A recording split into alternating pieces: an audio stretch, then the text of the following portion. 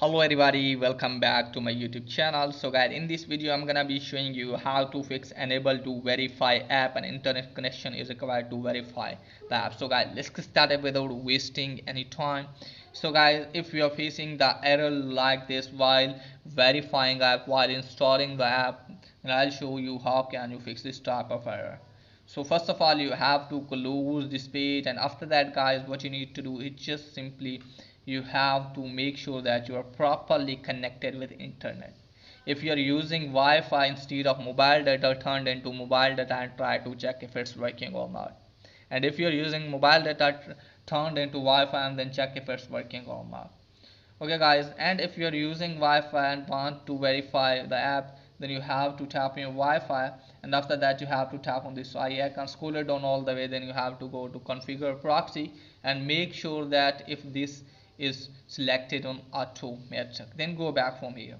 Once you have done this guys, check if it's working or not. If it's still not working, open the settings app. From here you have to tap on screen time. Now after that guys, what you need to do is just simply have to tap on content and privacy restrictions. So from here guys, what you need to do is just simply you have to tap on iTunes and App Store purchases.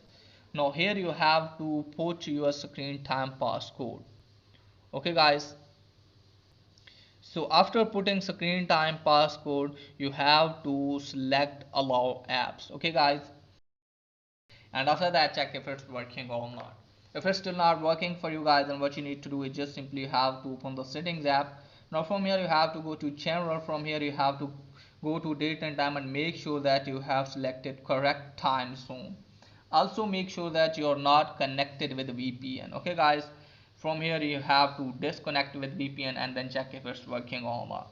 If it's still not working, then you have to go to software update. From here you have to update your device to the latest version, and after that hopefully your problem will be fixed. So that's pretty much for today's video. If the video is helpful, please like and subscribe my channel. Thanks for watching.